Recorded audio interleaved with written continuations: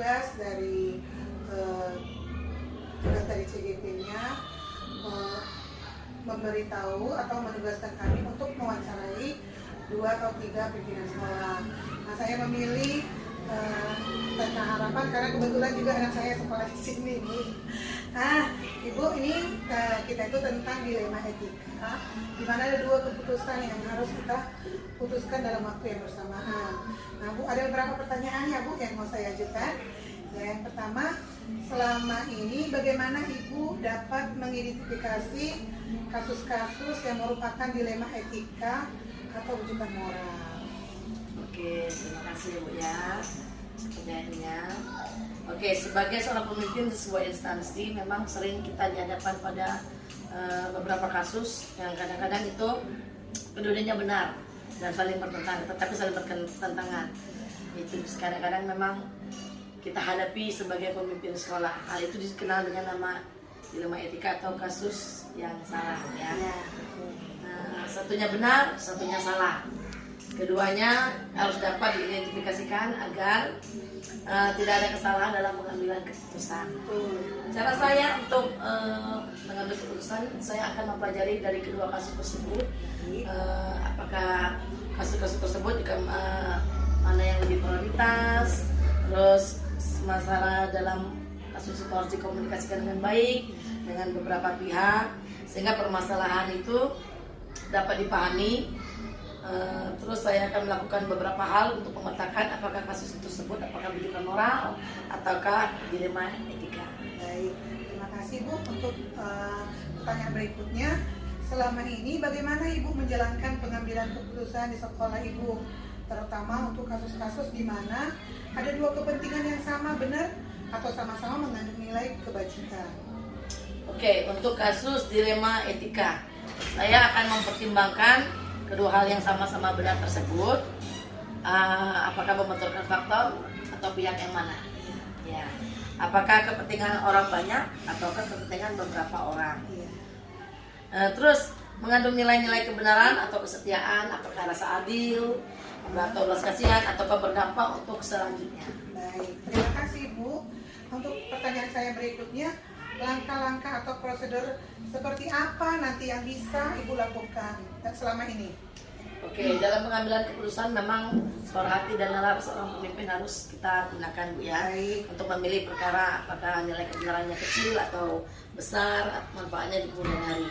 Dengan memperhatikan kepentingan para pendidik untuk kasus berhubungan dengan peserta didik berdasarkan prinsip berbasis hasil akhir, berpikir berbasis peraturan dan berpikir rasa peduli. Tahap berikutnya akan lakukan investigasi dengan memeriksa kembali fakta-fakta yang ada di lapangan. Nah, dengan demikian bisa dibuat keputusan yang benar. Lalu keputusan itu ditinjau kembali apakah layak. Baik Ibu, untuk pertanyaan saya berikutnya, hal-hal apa saja yang selama ini Ibu anggap efektif dalam pengambilan keputusan pada kasus-kasus dilema etika? Oke, dalam kasus pengambilan keputusan dengan dilema etika, hal efektif yang perlu dilakukan adalah menyederhanakan pokok-pokok permasalahan ya, sehingga kita bisa membangun kebiasaan. Baik, terima kasih Bu. Ada lagi nih Bu pertanyaannya, hal-hal apa saja selama ini merupakan tantangan pengambilan keputusan pada kasus-kasus dilema etika? Memang dalam mengambil keputusan ada beberapa tantangan, terutama ketika kita ambil keputusan tidak semua pihak setuju dengan keputusan yang kita ambil. Akan ada beberapa pihak yang tidak paham atau tidak menerima sepenuhnya. Tapi memang keputusan harus diambil dan proses dalam menanamkan sebagian orang secara ikhlas menerima dan menerima hasil keputusan itu menjadi sebuah tantangan. Untuk itu kita tetap berupaya agar keputusan itu yang kita ambil dapat dijalankan bersama-sama. Amin, terima kasih.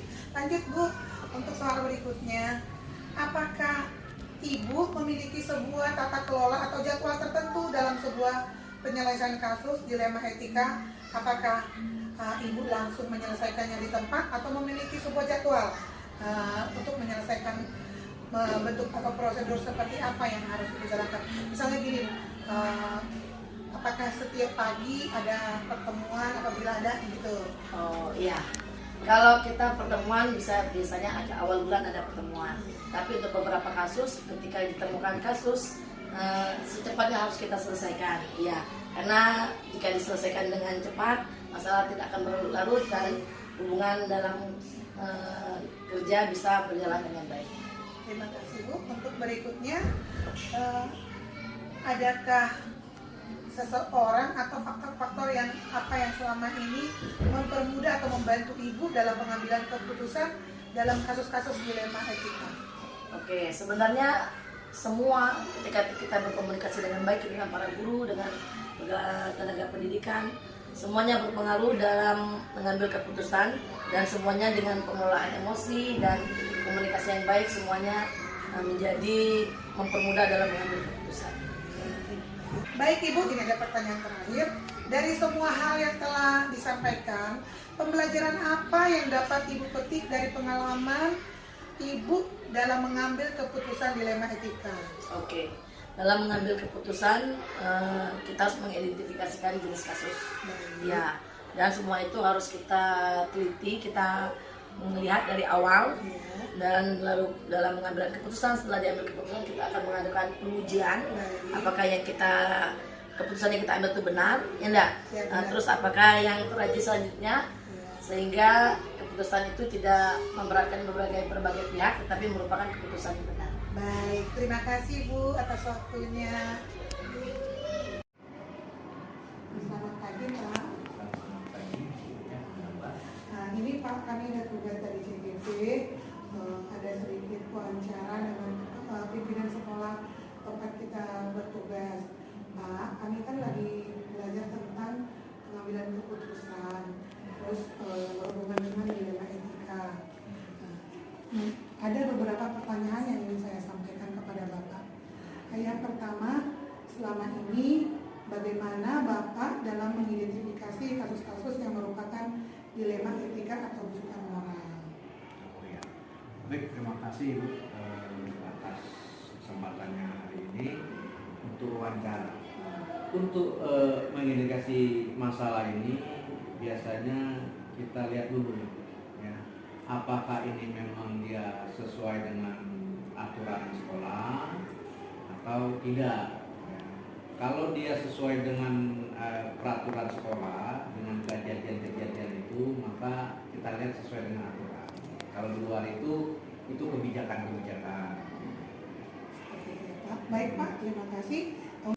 Bagaimana Bapak menjalankan pengambilan keputusan di sekolah Bapak, terutama untuk kasus-kasus di mana ada dua kepentingan secara bersamaan, benar atau sama-sama mengandung nilai kebajikan? Oh iya. Kalau di sekolah kita itu yang pertama tetap patokannya adalah peraturan sekolah. Contoh kita baru-baru ini tentang guru PPG.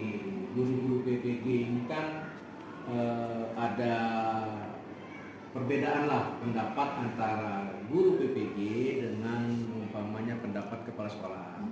Nah, karena ini ada perbedaan, maka kita lihat peraturan. Karena kita sekolah swasta, maka kita lihat aturan dari yayasan. Oh, ini masuk ke dalam apa? Nah, di situ nanti akan dijelaskan. Yang jelas kalau kita swasta, aturan yayasan itu yang utama. Nah, kalau memang dia melanggar aturan yayasan, maka akan kenakan sanksi. Kalau tidak, ya udah tinggal jalankan. Jadi ini sebenarnya melihat dari aturan-aturan sekolah, terutama yayasan. Itu aja nih kalau permasalahannya. Untuk berikutnya, langkah-langkah atau prosedur seperti apa yang biasa Bapak lakukan selama ini?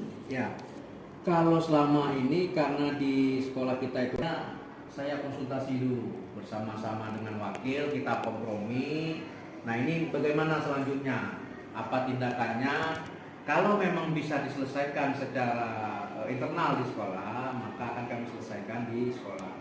Tapi kalau masalahnya ini dia susah ataupun ada masalah yang memang tidak bisa kita ambil keputusan, kita naik ke atas ke yayasan. Nah, nanti bersama yayasan baru kita ambil keputusan. Itu biasanya yang kita selama ini. Efektif dalam pengambilan keputusan pada kasus-kasus dilema etika. Ya, kalau kita ya masih dalam koridor sekolah, dalam aturan yayasan. Nah itulah pokoknya. Itu lebih mempermudah kita untuk mengambil keputusan, oh ini salah, ini benar, nah, itu. Jadi aturan dari yayasan itu adalah relnya, sehingga kalau kita udah keluar dari situ kita langsung tahu, oh ini salah ini. Jadi intinya aturan yayasan itulah yang jadi pokok dalam setiap pengambilan keputusan. Berikutnya Pak, hal-hal apa saja yang selama ini merupakan tantangan dalam pengambilan keputusan pada kasus-kasus dilema etika? Itu tadi ada satu hal yang memang tidak ada di peraturan, yang kita ambil namanya kebijakan kepala sekolah masing-masing. Yang namanya kebijakan ini biasanya ada yang sesuai dengan kita, ada yang tidak sesuai. Jadi ada konflik di situ. Tetapi karena ini sifatnya kebijakan kepala sekolah, pasti itu di luar dari peraturan. Tapi kita ambil yang terbaik lah untuk ini, dan itu biasanya kita selalu komunikasi dengan timnya, dengan wakil, dengan atau orang lain, atau dengan senior kita kalau ada kasus-kasus yang memang di luar dari peraturan. Jadi kebijakan-kebijakan itu yang diambil. Baik Pak. Untuk berikutnya, apakah Bapak memiliki sebuah tata kelola atau jadwal khusus dilema etika? Apakah langsung menyelesaikan di tempat atau memilih sebuah jadwal untuk menyelesaikannya, atau bentuk prosedur seperti apa yang Bapak sampaikan? Ya, kasus itu memang ya kita bisa tangani di dalam, maka hari itu langsung kita selesaikan, kita pertemukan. Ya, itu kalau memang bisa diselesaikan di sekolah. Tetapi kalau dia menyangkut masalah yang sifatnya harus ke atasan, maka kita akan konsultasi ke ketua yayasan.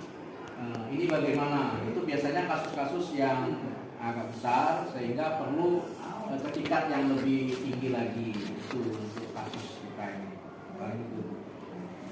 Protokol yang selama ini mempermudah atau membantu Bapak dalam mengambil keputusan dalam kasus-kasus dilema etika? Ya, akan terutama dalam dilema etika ini ya kita nggak sendiri ya. Jadi kita ada wakil.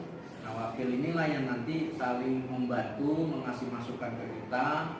Ya, kalau memang saya rasa itu kurang, saya biasanya ambil guru-guru yang senior, ya, sehingga untuk mempermudah. Tetapi kalau sifatnya yang berat, kita kasih jadwal. Nah, jadwalnya itu apakah memang bertemu bersama dengan pengurus yayasan, ya, jadi supaya selesai masalah itu. Jadi kita lihat tingkatan kasusnya. Kalau kasus yang mudah, yang kecil, udah dari sekolah. Tapi tingkatan yang masalahnya besar, nanti bersama dengan yayasan. Paling itu untuk milah-milahnya.